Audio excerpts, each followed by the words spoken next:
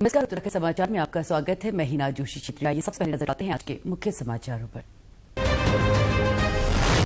भारी बारिश के चलते पर्वतीय क्षेत्रों में उफान पर नदियां, भूस्खलन से जगह जगह बंद रास्तों को खोलने का प्रयास। कुंडवा में खो नदी में बहे 12 घर, डोईवाला में पुलों पर आया नदियों का पानी।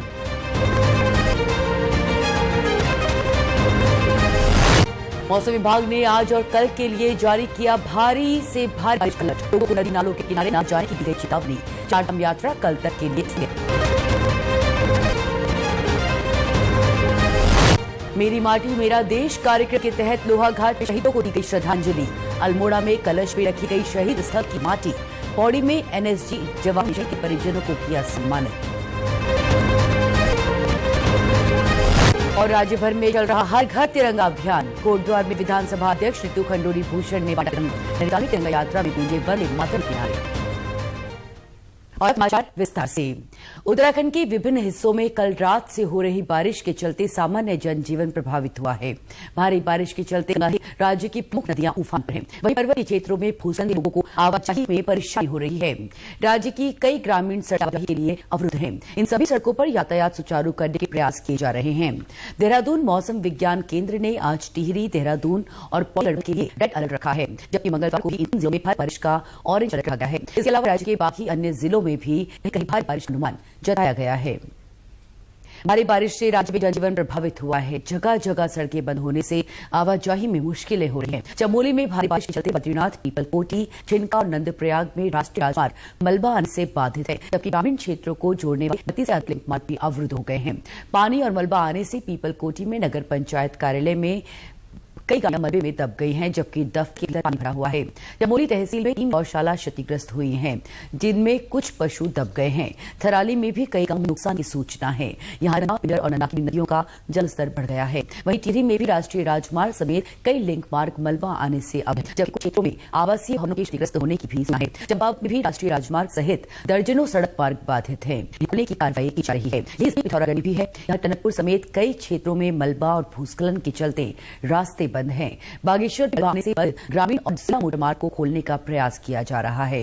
रुद्रप्रयाग में जिला आपदा प्रबंधन अधिकारी ने बताया कि लिंगोली में 13 और 14 अगस्त की रात भारी बारिश के चलते मलबे की चपेट में आने से एक व्यक्ति की मौत हो गई।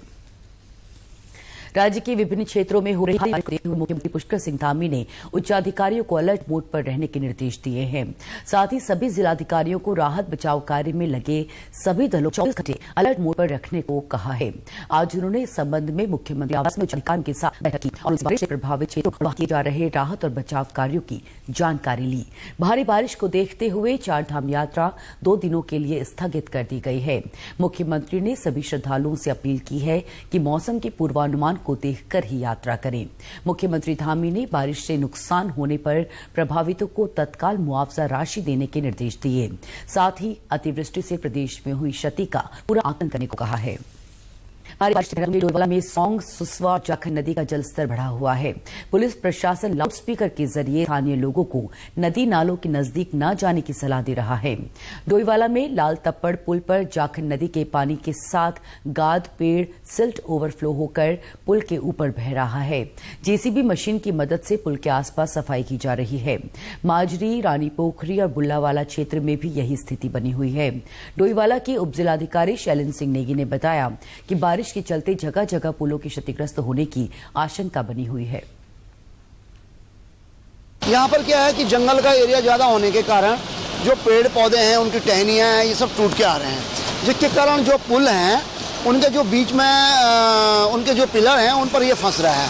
तो सुबह से हम देख रहे होंगे दाहिनी तरफ ये हमने यहाँ पर मशीनें लगाई हैं और लगातार हम जो है पुलों की सफाई कर रहे हैं, जिससे कि पुल कोई भी क्षतिग्रस्त न हो। ये NH है, ये हमारा हरिद्वार देहरादून, इस पर भी है। नीचे इसके नीचे एक चांडी प्लांटेशन और शेरगढ़ का क्षेत्र है, वहाँ पे जो है जो ये जाखन नदी है ये थोड़ा सा बस्ती की तरफ हो गई थी, तो वहाँ हमने 6 मशीनें लगाई हैं और उसको डाइवर्ट कर रहे हैं। ये काम चल रहा है। उधर हमारा जो है थानों और भोगपुर वाले मार्ग पर भी एक अप्रोच रोड क्षतिग्रस्त हुई है। सिंधवाल गांव में भी थोड़ा नुकसान हुआ है पुल का। उसके बाद जो है हमारा ये झबरा वाला, मारकम ग्राउंड, दूधली साइड में भी छोटी छोटी घटनाएं हुई हैं। जाखन गांव के लोगों ने बताया कि कल देर रात बारिश के बाद नदी का जलस्तर बढ़ गया और कई घरों में पानी घुस गया। सड़क का भी कटाव हुआ है। हमारे वो भी भेजे, सिलेंडर था वो भी भेजे, खाने पीने का सामान, बिस्तर, वो कुछ मैंने 5-6 हजार रुपए इकट्ठे कर रखे थे वो भी भेजे। ये रात 12 बजे से हो रहा है और बारिश इतनी है और पानी तो बढ़े जा रहा है यहाँ। और पहले ये रास्ता था जाम खड़े। हाँ, ये सारा रास्ता ही था, अब तो रास्ता कुछ नहीं रहा। बजाय था पानी बहुत स्पीड से ना, तो हम कमरे के अंदर था बाहर आए, फिर बहुत ज़्यादा खड़ा उठा गेट के बाहर आए तो पानी बहुत ज़्यादा दोनों तरफ से चारों तरफ में पानी। फिर उन्होंने पड़ोस में फ़ोन करा, पड़ोस के तब मुकेश नोटियाल जी, तो बेचारों उन्होंने फ़ोन करा, फिर आगे जाके बताया। घर के बच्चे थे, मैं था। भारी बारिश से पौड़ी के यमकेश्वर में एक होटल के गिरने से कुछ लोगों की मृत्यु का अंदेशा जताया जा रहा है। वहीं कोटद्वार में खो नदी के किनारे करीब 12 मकान टूटकर नदी में समा गए हैं। स्थानीय प्रशासन के मुताबिक कई अन्य घर भी टूटने की कगार पर हैं। स्थानीय विधायक और विधानसभा अध्यक्ष रितु खंडूड़ी भूषण ने कहा कि नदी किनारे संवेदनशील क्षेत्रों में रह रहे लोगों को रिलीफ कैंप में पहुंचाया है और राहत बचाव के लिए सभी जरूरी उपाय किए जा रहे हैं। बारिश कल रात फिर 8 बजे से कोटद्वार में हो रही है और मुझे लगता है कहीं ना कहीं पहाड़ों में भी बारिश होने के कारण खो नदी, मालन नदी और सुखरो और हमारे सारे नाले लगभग उफान पर हैं। कल रात से ही 1:30-2 बजे से हम लोग सभी लोग, चाहे वो हमारे पुलिस वाले हों, एसडीएम हो, हम लोग हों, सब लोग प्रयास करके लोगों को नदियों के किनारे से हटवाया, चाहे वो गेवई स्रोत हो, चाहे वो कुष्ठ आश्रम की जगह हो, प्रयास करके लोगों को बाहर निकाला है। सांसद अजय भट्ट ने आज नैनीताल जिले के आपदाग्रस्त इलाकों कालाढूंगी और काठगोदाम में भारी बारिश से हुए नुकसान का निरीक्षण किया और प्रभावित लोगों का हालचाल लिया। उन्होंने आज काठगोदाम इंटर कॉलेज में बने आपदा राहत कैंप में पीड़ित परिवारों का हालचाल लिया और कहा कि सरकार आपदा से राहत और बचाव के लिए सभी जरूरी तैयारियां कर रही है। उन्होंने प्रभावित परिवारों को हर संभव मदद का भरोसा दिलाया है। काठगोदाम के कलसिया नाले से लगते क्षेत्र और कालाढूंगी की बस्ती में 8 अगस्त की रात भारी बारिश से काफी नुकसान हुआ था। अभी कलसिया नाला, रक्षिया नाला और इसी तरह से हैड़ा खान वाली सड़क, दमुआ ढूंगा और ऐसे ही हमारे बाजपुर में पानी भर गया है, नैनीताल से जा रहा है इस जिले से उस जिले के अंदर। तो सारे जितने भी इनकी समस्याएं के समाधान हैं उसको कैसे हम ठीक करेंगे, इस पर हमारा एडमिनिस्ट्रेशन बहुत तेजी से काम कर रहा है। आज विभाजन विभीषिका स्मृति दिवस है। वर्ष 1947 में विभाजन के दौरान संघर्ष और बलिदान को आज स्मरण करने का दिन है। प्रधानमंत्री नरेंद्र मोदी ने भारत के विभाजन के दौरान अपनी जान गंवाने वाले लोगों को श्रद्धांजलि अर्पित की और विभाजन विभीषिका स्मृति दिवस पर विभाजन का दंश झेलने वाले लोगों की पीड़ा को याद किया। कोटद्वार में भी विभाजन विभीषिका स्मृति दिवस मनाया गया। कार्यक्रम में सांसद तीरथ सिंह रावत और कोटद्वार की विधायक रितु खंडूड़ी भूषण उपस्थित रहीं। सांसद तीरथ सिंह रावत ने कहा कि ये दिन भावी पीढ़ी को विभाजन की पीड़ा को समझने का अवसर देने के लिए मनाया जा रहा है।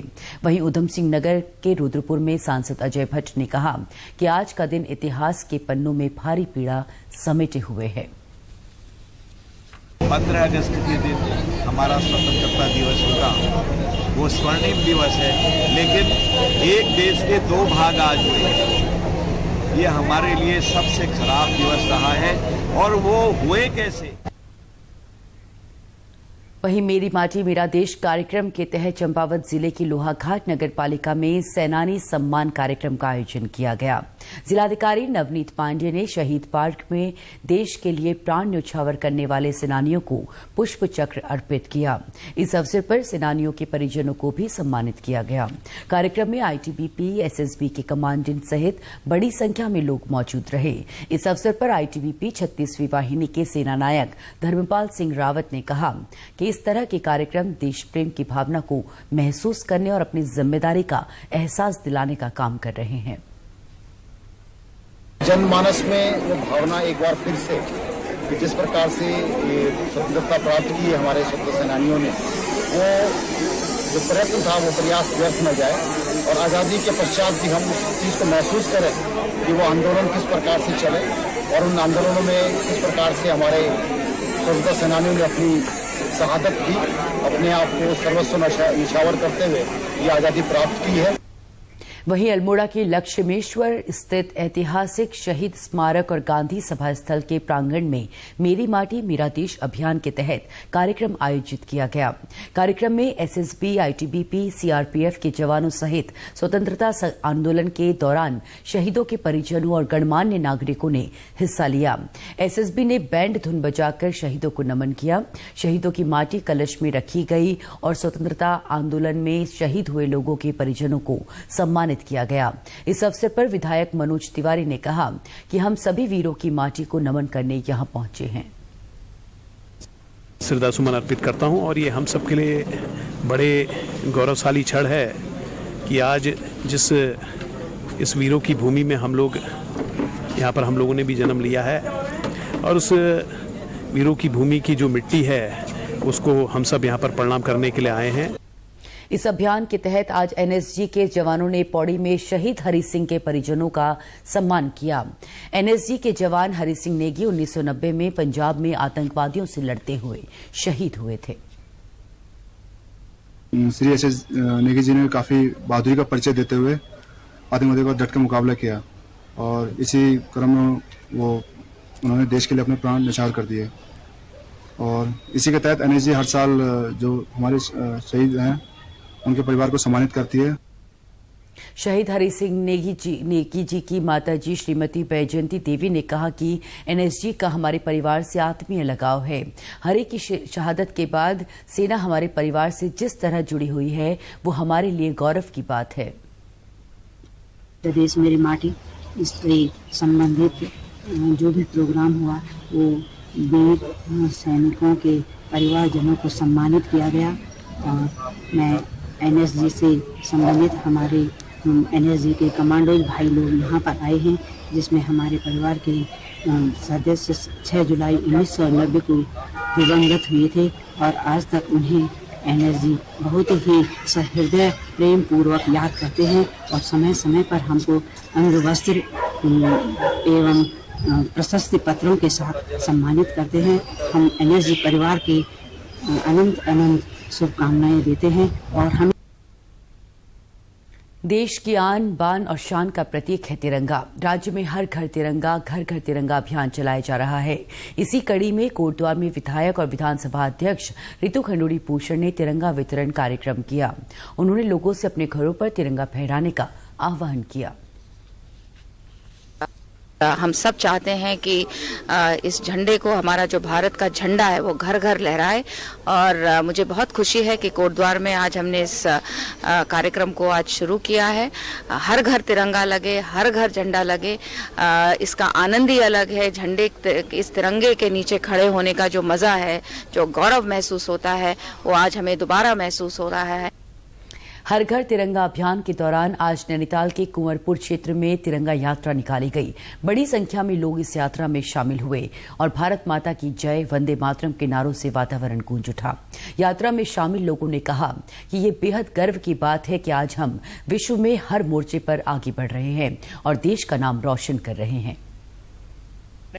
हर घर तिरंगा यात्रा के तहत आज गोलापार मंडल अध्यक्ष आदरणीय मुकेश बेलवाल जी के नेतृत्व में शिवालिक मंदिर से लेकर किसान सहकारी समिति कुंवरपुर तक तिरंगा यात्रा निकाली। स्थानीय लोगों ने बढ़ चढ़कर भागीदारी करी कि देश का बलिदान याद रखेगा हिंदुस्तान जैसे नारों से गूंजकर हर हिंदुस्तान वासी को आज लगा कि हम देश के स्वतंत्र भारत में जिस तरह से आज हम स्वतंत्र हैं और हमारा देश सुरक्षित है। उत्तराखंड के समाचारों में आज बस इतना ही। नमस्कार।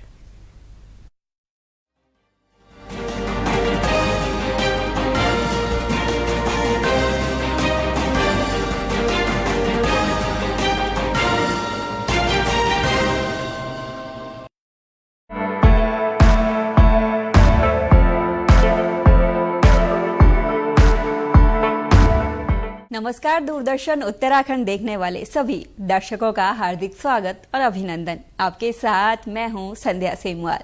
दर्शकों, आज के हमारे कार्यक्रम रोजगार समाचार, जिसके अंतर्गत हम चर्चा करते हैं विभिन्न विभागों द्वारा जारी की गई विज्ञप्तियों के बारे में, जो जारी की जाती हैं केंद्र और राज्य सरकारों द्वारा। तो चलिए बात करते हैं आज की पहली विज्ञप्ति के बारे में।